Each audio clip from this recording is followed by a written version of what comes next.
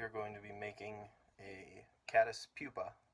So this will be a submerged nymph. We're going to use some black thread, some copper wire, and both the green and gray rabbit fur dubbing that were provided in your kit.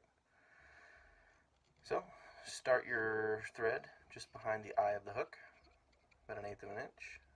Take some locking wraps back towards the bend. What we're going to do is about halfway down the shank of the hook, we're going to spin our thread counterclockwise and grab that piece of wire with our tying thread, secure it with one wrap, and then wrap forward, securing that tip of the tying thread. I want to try and keep that wire on top of the hook. After you've secured the front section and covered up the tip, work your way back using evenly spaced wraps. They don't have to be perfectly covering all of the material. And we're going to wrap this just past the bend, so about to the middle of the bend of the hook. Do a couple of wraps to keep our thread in place. Now what I'm going to do is I'm going to spin my thread in the clockwise direction, so I'm going to coil it up. And then first I'm going to use some green rabbit dubbing, so I'm just going to take a small pinch, just a very small pinch, and I'm going to place it parallel with the tying thread. So I'm going to pinch it between my thumb and middle finger, and I'm going to spin in the clockwise direction. So I'm going to spin the dubbing and the thread in the clockwise direction. It's going to give us a nice little dubbing noodle, so there's just going to be some dubbing on our thread. Then we're going to begin to wrap around the hook.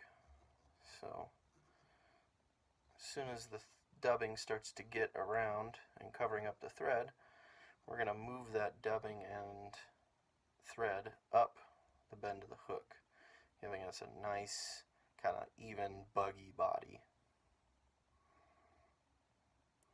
So after you start to run out of dubbing, grab another small chunk. It's better to add more dubbing than to have too much and try and take it off. So again, just another small little section of dubbing. Just kind of twist it on there in the clockwise direction with the thread.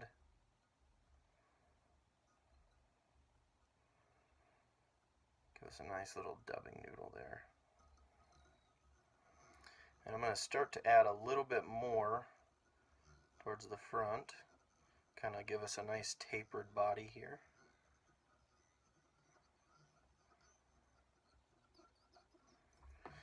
And then I'll secure it with a couple of wraps. Next, what we'll do is we will wrap some of our wire evenly spaced up the hook shank. So you're aiming for 4 or 5 wraps depending on the size of the hook. I've got the size 14 here in the vise. So once you reach the end of the dubbing with the wire, you're going to catch it with one wrap. Grab the wire in your non-tying hand and do 2 wraps in front, and then do another wrap behind, 2 wraps in front, another wrap behind, 2 wraps in front. Then what we're going to do is either counterclockwise or clockwise circles, doesn't really matter, but you're going to pull on the wire and helicopter it off. So you're just going to kind of twist it around until the wire pops off there. Cover that end up a little bit with a few wraps of tying thread. Next, what we'll do is grab a little bit bigger section of the gray rabbit dubbing. So what I'll do here is the same thing, but I've got a little bit more. So this is going to be the thorax. It will actually end up being part of the legs of the caddis pupa as well. So this doesn't need to be as tight of a noodle. See, it's a little bit looser, it's a little bit more clumped. And we'll basically tie over that end of wire that we just secured.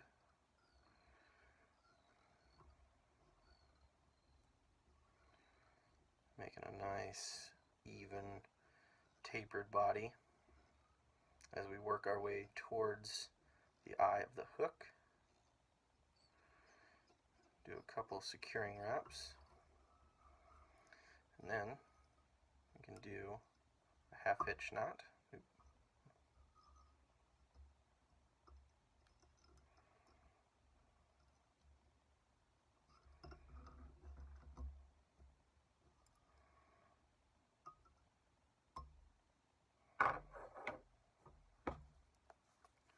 Add just a dab of glue at the top. And then what I like to do is kind of use the tip of my scissors and kind of preen off some of those hairs in that gray section of body. Kind of just rough it up, make it nice and buggy. Basically just scraping. You don't want to cut anything. You just want to kind of scrape and ruffle the fur there a little bit.